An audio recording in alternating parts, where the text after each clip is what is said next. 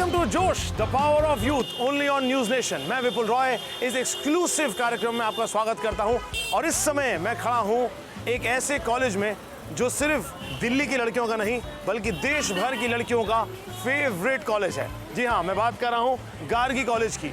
ये कॉलेज का लक्ष्य है वुमेन एम्पावरमेंट बढ़ाना और साथ ही साथ ये महिलाओं को सशक्त बनाता है।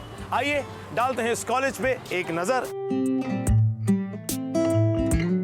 ये कॉलेज साउथ कैंपस का एकमात्र ऐसा कॉलेज है जिसमें 4 मेन स्ट्रीम सब्जेक्ट्स की पढ़ाई होती है।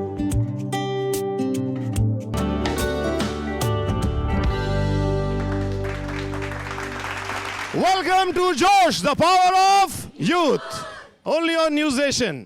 मैं विपुल रॉय इस मंच से आप सबका स्वागत करता हूं। वैसे बचपन से मेरा एक सपना था कि मैं गर्ल्स कॉलेज में आऊं, लेकिन अगर 10-15 साल पहले आता तो बहुत पिटाई होती, वॉचमैन ही बहुत मारता मुझे बाहर पकड़ के। लेकिन आज मेरे शो के जरिए मुझे बहुत सम्मानपूर्वक यहाँ पे बुलाया गया है और हंसी मजाक की बातें तो चलती रहेंगी, लेकिन एक बहुत सीरियस मुद्दा मैं यहाँ पे लेके आया हूँ। वो सीरियस मुद्दा ऐसा है जिस पे अगर आज अभी इसी वक्त चर्चा नहीं की गई और उसको सुधारा ना गया तो देश का भविष्य अंधकार में होगा।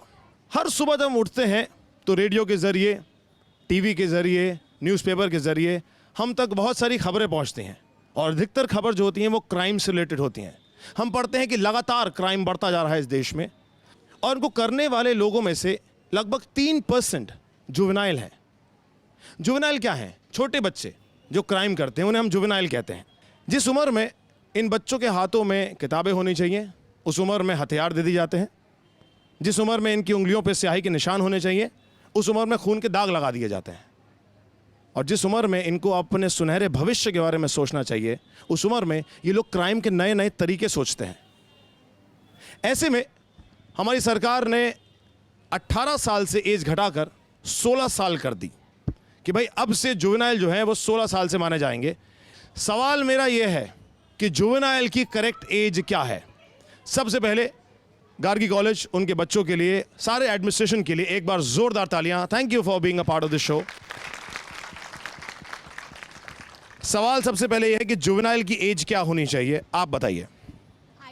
एज सच तो कोई करेक्ट एज एग्जिस्ट ही नहीं करती। क्राइम की सिवियरिटी बहुत इम्पॉर्टेंट है, बट जब गवर्नमेंट ने एज ऑफ कंसेंट ही 16 कर दी तो हम रफली एज 16 कंसिडर कर सकते हैं द एज फॉर जुवेनाइल और उससे कम के लिए।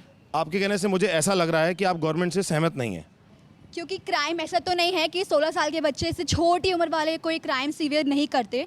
अगर हम न्यूज़ पेपर उठा के देखें तो 14-15 की एज में भी रेप केस रिपोर्ट होता है। आप मुझे बताइए जुवेनाइल की एज क्या होनी चाहिए और क्या आप सहमत हैं इनसे? मैं पूरी तरह सहमत नहीं हूँ। एज होनी चाहिए लेकिन ये किसी के बचने का तरीका नहीं होना चाहिए। करेक्ट। आज की जनरेशन इतनी एडवांस हो चुकी है कि उसे पता होता है कि 16 साल की एज पे वो क्या कर रहे हैं। आपको बाकी सारे एस्पेक्ट्स देखने होंगे कि एज के साथ साथ आपको जुवेनाइल क्राइम के नर में क्या किस तरह से वो नीचे आएंगे। सिर्फ एज कम करने से क्राइम कम नहीं होगा, लेकिन हाँ डेफिनेटली एज होनी चाहिए क्योंकि ये एक डर होना चाहिए उनके मन में कि आप क्राइम करके फ्री नहीं रहेंगे। एज पैरामीटर होना चाहिए जजमेंट का, बट फिर क्राइम को भी देखना चाहिए कि कितना हीनियस क्राइम करा जा रहा है।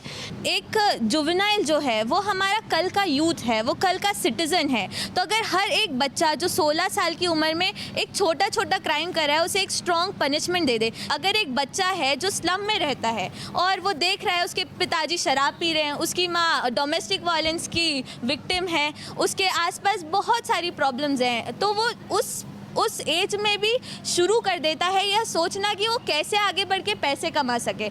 मैं आपसे जानना चाहूँगा जुवेनाइल क्राइम कौन कौन लोग करते हैं, किस कैटेगरी के आपके हिसाब से? जुवेनाइल क्राइम करने में हम कह सकते हैं वो बच्चे जिनको खाने तक को नहीं मिलता, जिनको पढ़ना तो दूर की बात, वो लोग ये सोचते हैं कि हमें रात को खाना मिलेगा या नहीं। वो 10 से ऊपर है, वो कैसा भी है, उसने एक गलत काम किया, सज़ा उसे भी मिलनी चाहिए। वजह जो आपने एक बात कही ना वो बहुत अच्छी लगी मुझे कि क्यों ये क्राइम हुआ है। क्या ये भूख मिटाने के लिए हुआ है या फिर शौक मिटाने के लिए हुआ है? गाड़ियाँ चोरी होती हैं, वो नीड नहीं होती। एज घटाने से जुवेनाइल क्राइम बिल्कुल नहीं मिटेगा। मेरे हिसाब से अगर एक 16 साल का बच्चा रेप कर रहा है तो क्या उसमें समझ नहीं है कि वो क्या कर रहा है? पनिशमेंट उसके क्राइम के बेसिस पे मिलनी चाहिए। तो आपको ऐसा लगता है कि एज ब्रैकेट हटा दिया जाए? हम एज नहीं हटा सकते हैं, हम क्राइम को मेजर पैरामीटर रख सकते हैं। हम क्राइम के बेसिस पे उसकी पनिशमेंट डिसाइड। कौन ये ऐसा मानता है कि इससे कम अगर एज की जाए और पनिशमेंट सख्त कर दी जाए तो शायद जुवेनाइल क्राइम घटना शुरू हो जाएगा? आई थिंक एज का कोई पैरामीटर नहीं होना चाहिए क्राइम के लिए। और क्राइम अगर जो व्यक्ति भी करता है, चाहे वो बच्चा है या बुजुर्ग है, उसको उतनी ही सज़ा दी जानी चाहिए जितनी एक बड़े या वृद्ध इंसान को दी जा रही है। एज पैरामीटर हटा देना बहुत ही इम्प्रैक्टिकल डिसीजन हो जाएगा, क्योंकि बात ये होती है कि कोई मैच्योर हो जाता है 12 साल की उम्र में, किसी का बचपना जाते जाते 20-21 साल तक हो जाता है। तो लॉ को प्रैक्टिकल बनाए रखने के लिए कोई ना कोई एज बार तो ज़रूरी है। मैं कहना चाहती हूँ कि जैसा कि उन्होंने कहा कि एज एक प्रैक्टिकल पैरामीटर डिसाइड करता है, और अगर हम 16 साल उम्र फिक्स कर रहे हैं तो इसका मतलब ये है कि उनको एडल्ट की तरह ट्रीट किया जाएगा और वो जो क्राइम कर रहे हैं उसको वैसी सज़ा दी जाएगी। लेकिन अगर इतने छोटे उम्र के बच्चे को इतना खतरनाक सज़ा दे देना और उनके भविष्य को खतरे में ला देना, यह हमारे देश के भविष्य के लिए खतरनाक हो सकता है। मैं बस इतना कहना चाहूँगी कि चाहे एज कुछ भी हो, एक पैनल होनी चाहिए जिसमें साइकोलॉजिस्ट और सोशियोलॉजिस्ट होने चाहिए, जो ये डिसाइड करें कि क्या वो बच्चा आगे जाके ऐसा ही हीनियस क्राइम दोबारा कर सकता है या वो जाके दोबारा सुधर भी सकता है। तो उसके हिसाब से डिसीजन होनी चाहिए। आप कुछ कहना चाह रही थी? मेरा ये मानना है कि एज पैरामीटर तो ठीक है, 16 साल रख दिया है, बट जैसे मैं इनकी बात से अग्री करती हूँ। उन्होंने जैसे कहा कि हमें स्टार्टिंग से उन्हें ये बताना पड़ेगा कि क्या सही है क्या गलत। लोगों को जैसे बोलते हैं सोशल पॉवर्टी ही नहीं, लोग जितने भी अमीर हैं यहाँ पर वो लोग भी रेप करते हैं, 16-17 साल के अमीर लोग भी रेप करते हैं, पर इसका मतलब ये नहीं कि वो सोशली इशू की वजह से रेप कर रहे हैं। तो उन्हें बचपन से हमें अवेयर करना बहुत ज़रूरी है कि उनके पेरेंट्स जो बड़े लोग हैं उनको बताना जरूरी कि कैसे क्या करना चाहिए और क्या सही है उनके लिए क्या गलत। आपने बहुत अच्छी बात की कि रईस लोग भी करते हैं, गरीब लोग, तो पॉवर्टी को हटा दिया जाए, इस पॉइंट को हटा देते हैं। पॉवर्टी है एक पॉइंट, तो वो है मतलब, बट इस पे आधारित नहीं करते इस डिबेट को। तो आप मुझे बताइए कि क्या ऐसा किया जाए जिनसे हम देश और विदेश तक ये मैसेज पहुंचाएं कि ये जुवेनाइल क्राइम को हटाने का एक तरीका है। अब जैसे स्टार्ट करते हैं, हम स्कूल से ही स्टार्ट करते हैं जी। स्कूल में अगर हम सेक्स एजुकेशन की बात करते हैं तो वो इतनी इफेक्टिव नहीं है इंडिया में, सबको पता है। कोई बच्चा कुछ गलत काम करे तो अगर आप पेरेंट्स हो तो कहीं ना कहीं उन्हें पता चल जाता है। तो उन्हें बचपन से उन्हें ये बताना चाहिए कि अगर तुम ये फ़ोन यूज़ कर रहे हो तो एक लिमिट में यूज़ करो, ये देख रहे हो तो एक लिमिट में यूज़ करो। डोमेस्टिक वायलेंस की अगर बात करें कि डोमेस्टिक वायलेंस की वजह से बहुत सारा एग्रेशन बाहर निकलता है और बहुत सारे लोग जो हैं क्रिमिनल बनते हैं। आप डोमेस्टिक वायलेंस के बारे में क्या कहना चाहेंगे? जहाँ तक डोमेस्टिक वायलेंस की बात हो रही है, जब हम देखते हैं, जब कोई भी बच्चा देखता है कि इफ़ उनकी मम्मी को पीटा जा रहा है उनके पापा के द्वारा, तो उनको जो इंडिकेशन मिलती है वो ये है कि ये ठीक है और ये होता है और इसे ग्रांटेड ले लिया जाता है। एज 16 रखिए, 12 रखिए, 15 रखिए, उससे बहुत ज़्यादा फ़र्क फिर भी नहीं आएगा, क्योंकि क्राइम के हिसाब से एक्सेप्शंस आपको फिर भी देने पड़ेंगे। लेकिन लोगों को एजुकेट करना, बच्चों को शुरू से सिखाना कि क्या गलत है और क्या सही है, वो ज़्यादा इंपॉर्टेंट है। जब तक माइंडसेट में चेंज नहीं आएगा, चाहे अमीर हो गरीब हो, क्राइम ऐसे ही होता रहेगा जैसा अभी हो रहा है। देखते हैं देश के अलग अलग शहरों से यूथ इसके बारे में क्या कहना चाहते हैं, उनकी क्या सोच है और क्या राय है, किस तरह से हम जुवेनाइल प्रॉब्लम को मिलकर सॉल्व कर सकते हैं। हमने कुछ नहीं सीखा स्कूल से, so we went to the internet and which is not right.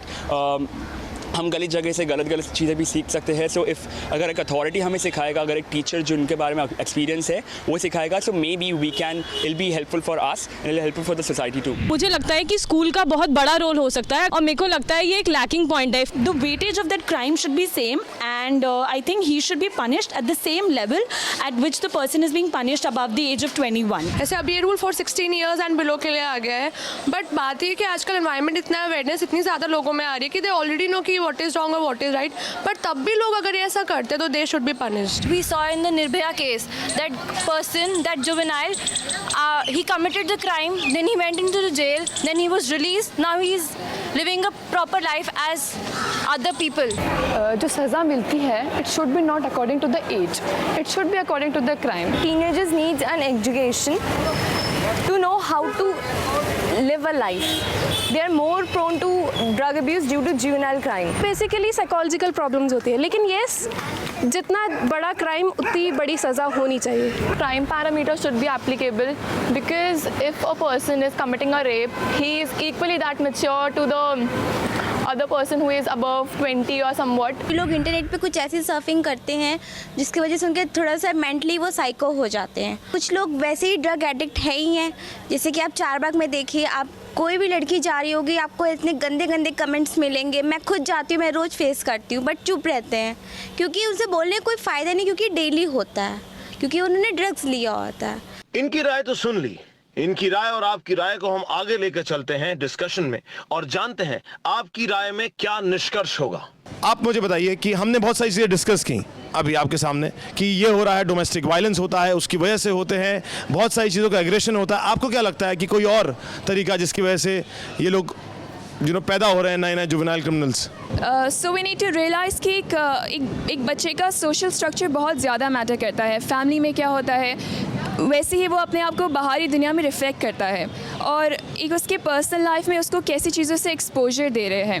One of the things that I have observe personally is that हम छोटे बच्चों को कितनी ज़्यादा जैसे वीडियो गेम्स से एक्सपोज करते हैं, तो अगर हम उनके हाथों में एक गन पकड़ा देते हैं उनके लिए एक नॉर्मल चीज़ हो जाती है कि it's just a normal thing, वो गेम के लिए यूज़ कर रहे हैं। व्हेन इन रियल कितनी वॉयलेंट चीज़ें हो रही है दुनिया में with the use of weapons, बहुत ज़्यादा रिफ्लेक्ट करेगा उनके बिहेवियर में आगे जाके भी। तो बच्चों को ऐसा लगता है जैसे वीडियो गेम में हम गन चलाते हैं, ठाएं ठाएं ठाएं ठाएं ठाएं, वैसे ही हम जो है सामने गन आ जाएगी तो वो भी चला लेंगे। आपका क्या कहना है कि क्या है इनकी मानसिक स्थिति? बच्चों की जो थिंकिंग है घर से स्टार्ट होती है। काउंसलिंग तो हम कर सकते हैं बच्चों की, बट जो मेन परवरिश होती है वो डिपेंड करती है। एजुकेटेड माँ बाप हो तो ठीक है, यही गरीब माँ बाप हो तो उन्हें एजुकेशन तो मिली नहीं, ना ही वो बच्चों से जस्ट शेयर कर सकते हैं। एंड बात रही एज लिमिट की, तो सर मेरे हिसाब से एज तो कोई क्राइटेरिया है ही नहीं सर। अगर आप फिर भी पूछते हो कि क्या एज है, क्या तुम चाहोगे, तो आजकल की जो सिचुएशन है उस हिसाब से मेरे हिसाब से आप 10 साल ही कर दो सर। मेन थिंग है वो है कि इनके दिमाग में डर बिठाना और ना लाइक एग्जांपल देती हूँ, मेरा एक 10 इयर्स का कज़न है, वो किसी को पीट कर आता है, मार कर आता है, उसको बुरी तरह मार कर आता है, आके खुश होकर बताता कि मैं उसको मार के आया हूँ आज, ठीक है। तो ये चीज़ इसमें वो चीज़ नहीं है ना, कल को वो 15 साल का होगा, वो कुछ स्ट्रिक्ट एक्शन ले ले फिर, करेक्ट। तो उसको पेरेंट्स को भी उसको समझाना चाहिए, उसको डांट लगानी चाहिए और इस वे में डांट नहीं लगानी चाहिए कि वो उनको बातें बतानी बंद कर दे, उनको समझाना चाहिए, उनका फ्रेंड बनना चाहिए पेरेंट्स को। भाई मैं चाहता हूँ आप सब लोग इसके लिए बहुत ज़ोरदार तालियां बजाएं। एक थैंक यू सो मच। एक चीज़ जो मुझे समझ में नहीं आ रही, क्या as a society, as students, as citizens, क्या हम लोग काउंसिल नहीं कर सकते? बताइए। बेसिकली जब हम काउंसलिंग की बात करते हैं तो हम देखेंगे that every soul need acceptance. हर एक इंसान को एक्सेप्टेंस की बहुत ज़रूरत होती है। जब हम देखते हैं कि 14-15 साल का बच्चा अपनी माँ को आके बोलता है मम्मा मैं आज सिगरेट ट्राई करके आया हूँ, तब उस घर में एक राउंड टेबल कॉन्फ्रेंस होती है और कहा जाता है बस अब तो बच्चा बिगड़ गया है, अब कुछ करना ही पड़ेगा। तब पेरेंट्स को लगता है कि बच्चे ने करना बंद कर दिया है, बट एक्चुअली बच्चे ने बताना बंद कर दिया है। ये जो आइडियल बच्चा बनाने का ढोंग माँ बाप कर रहे हैं, शायद ये बहुत बड़ा प्रॉब्लम है क्रिमिनल्स बनाने का। I really feel that because जब आप बोल रहे हो कि रिहैबिलिटेशन कैंप से 40% बच्चे वापस आके वही गलती दोहरा रहे हैं, तो क्या वो गलती उस जुवेनाइल की है या उस रिहैबिलिटेशन कैंप की जो उसे इतना इन्फ्लुएंस नहीं कर पाया अपनी बातों से कि वो उस चीज़ों को छोड़ नहीं पा रहे? या I think this will help. See अभी हम सब यहाँ पे भी हम लोग पॉइंट देखते हैं, बट किस तरह से हम परसीव करते हैं दैट इज़ डिफरेंट। अगर तुम किसी को बता रहे हो, तुम ऐसी मेंटालिटी में ग्रो हो रहे हो कि लड़का है कोई बात नहीं ये तो करेगा ही, इसको तो ऐसे ही करना है, हमारे पॉलिटिशियंस तक ये चीज़ें बोलते हैं, तो that is where the mentality changes. अगर आप मेंटालिटी को चेंज करोगे, so when you talk about counselling, तुम्हें काउंसलिंग इस तरह से करनी है कि तुम्हें मेंटालिटी चेंज करनी है, तुम्हें you have to go deeper and try to make them understand how this thing is wrong and why this thing is wrong, instead of just saying that it is wrong, ये गलत है ये मत करो। उन्हें बताओ कि रीज़न क्या है, किस तरह से हमें समाज में रहना चाहिए, वो चीज़ मेरे हिसाब से इंपॉर्टेंट है। सर आई थिंक टीनेजर एक ऐसे होते हैं ना, उनमें एग्रेशन, एक्साइटमेंट, फैंटेसी बहुत ज़्यादा होती है, तो एक मोरल साइंस भी हमें एक ऐसा सब्जेक्ट होना चाहिए। अगर हम ग्राउंड ज़ीरो पे शुरुआत करें तो स्कूल में हम क्यों नहीं इंक्लूड कर रहे हैं? We are including math, science, social studies, but why we are not including moral science as a subject, जिससे बच्चे को पता चले what is right, what is wrong. Actually बच्चे को नहीं पता चल रहा है कि अगर मैंने ये क्राइम किया तो मुझे आगे क्या सज़ा मिलेगी। यहाँ पर डिस्कशन करने के बाद मुझे ऐसा लग रहा है कि एज एक गवर्नमेंट का सेट किया हुआ बार है, लेकिन हम इसे ज़्यादा नहीं मानते क्योंकि क्राइम के हिसाब से उनको पनिशमेंट दी जानी चाहिए। क्राइम क्यों हो रहा है? क्योंकि डोमेस्टिक वायलेंस होता है, वो अपने माँ बाप से झगड़ा करते हैं, बाहर आके झगड़ा करते हैं, और लिटरेसी जो है वो कम होती आ रही है, चाहे वो एजुकेशनल हब हो या घर हो, हमें उनको एजुकेट करना होगा। बताइए। मेरे अकॉर्डिंग जो जुवेनाइल क्राइम हो रहे हैं उसमें सोसाइटी का बहुत बड़ा रोल है। लाइक एक कोई भी इंसान खुद से खूनी नहीं पैदा होता है, उसको समाज खूनी बना देता है। अगर समाज ही स्टार्टिंग से ऐसी कंडीशन से इतना अच्छा एनवायरनमेंट प्रोवाइड करे कि उसको पता है क्या सही है क्या गलत, तो वो ऐसी क्राइम करेगा ही नहीं। जी, उनके पीछे कोई बड़ा होता है, उनको पता है, वो इसलिए वो क्राइम कमिट करते क्योंकि उन्हें पता है कि वो बच जाएंगे। बेशक उनके पास शायद पैसा है इसलिए वो बच जाएंगे, या कोई इन्हें सपोर्ट करने वाला है इसलिए वो बच जाएंगे, पर उन्हें पता होता है कि वो बच जाएंगे अल्टीमेटली, तो वो क्राइम करते रहते हैं।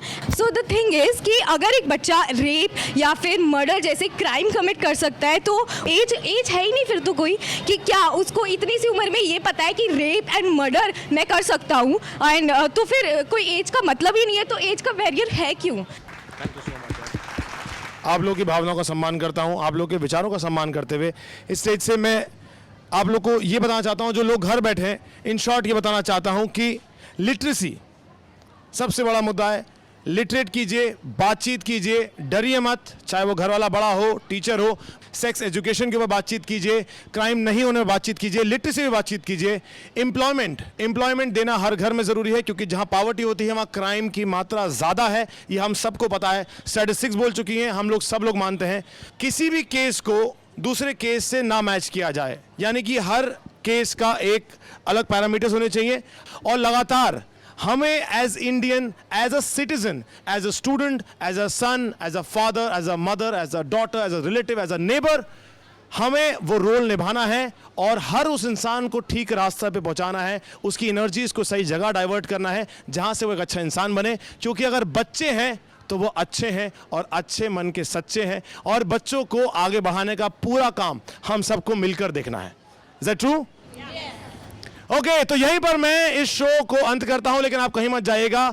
गार्गी कॉलेज और आप सबके एडमिनिस्ट्रेशन का बहुत बहुत धन्यवाद। Thank you so much. एक बार जोरदार तालियां आप सभी के लिए। आप लोग यूं ही देखते रहिए, फिर अगली बार एक नए मुद्दे को लेकर सामने आऊंगा। विपुल रॉय इस मंच से आप सबको कहता है अलविदा। जोश, the power of youth, only on news nation.